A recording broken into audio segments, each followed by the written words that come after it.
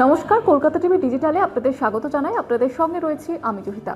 পশ্চিম এশিয়ার সংঘাত আরও তীব্রতর হচ্ছে এবং এবার ইরানের তরফ থেকে আমরা জানি যে একের পর এক যে প্রত্যাঘাত আনা হচ্ছে। এবার তার পাশাপাশি আপনাদের যেমনটা জানাচ্ছিলাম যে ইরানের ইসলামী বিপ্লবী গার্ড কর্পস জানিয়েছে যে সংযুক্ত আরব আমিরশাহিতে তারা হামলা চালিয়েছে এবং ইতিমধ্যেই সেই খবর কিন্তু এসেছে সামনে এবং সেই ভিডিও কিন্তু সামনে এসেছে।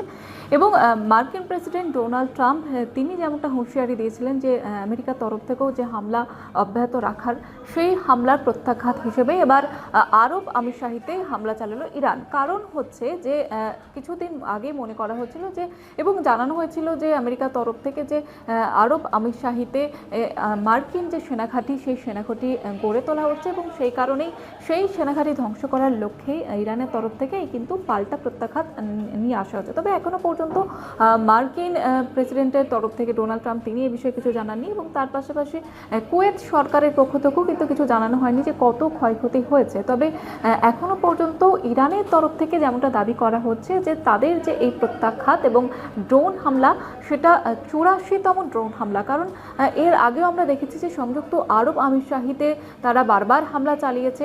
এবার ইরানের তরফ থেকে দাবি করা হচ্ছে যে 84তম এই যে হামলা। তবে এখনও পর্যন্ত ক্ষয়ক্ষতি কিন্তু জানানো হয়নি। অপারেশন ট্রুথ প্রমিস 4 এই যে অভিযান ইরানের, সেই অভিযানের নামই হচ্ছে ট্রু প্রমিস 4। ইরানি বাহিনীর পক্ষ থেকে কিন্তু এটা জানানো হয়েছে যে সামরিক অভিযানেরই এটা অংশ, অর্থাৎ তারা উদ্দেশ্য প্রণোদিতভাবে এই যে সামরিক অভিযান, সেই অভিযান চালিয়েছে এবং ড্রোন হামলা চালানো হয়েছে আর সংযুক্ত আরব আমিরশাহিতে। এবং ইতিমধ্যে ইরানের যে আধা সরকারি সংবাদ মাধ্যম, সেই সংবাদ মাধ্যমের তরফ থেকে এই তথ্য প্রকাশ্যে আনা হয়েছে।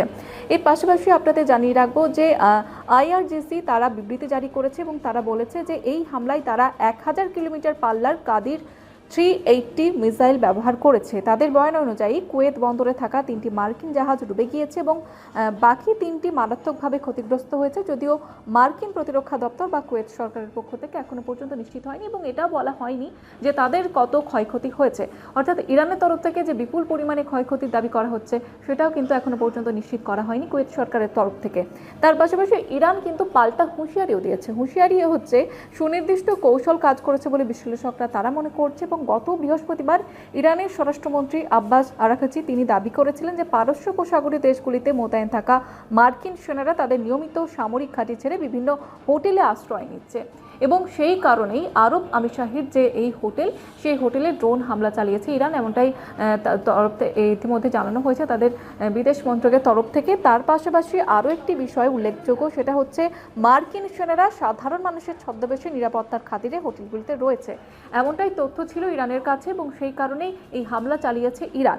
এবং আঞ্চলিক সংঘাত এবং বিশ্বে তার প্রভাব, অর্থাৎ আমরা ইতিমধ্যেই কিন্তু বুঝতে পেরেছি যে পশ্চিম এশিয়ার যে সংঘাত, সেই সংঘাতের আজ কিন্তু আমাদের হেসেলেও পড়তে শুরু করছে। অর্থাৎ পুরো বিশ্বের অর্থনীতিতে, গোটা বিশ্বে এর যে একটা প্রভাব, সেটা তো পড়েছে। তার পাশাপাশি এই সংঘাত যদি আরও তীব্রতর হয় এবং আরও দীর্ঘমেয়াদী হয়, তাহলে কিন্তু গোটা বিশ্বে এর প্রভাব আরও পড়বে বলেই মনে করছেন বিশেষজ্ঞরা।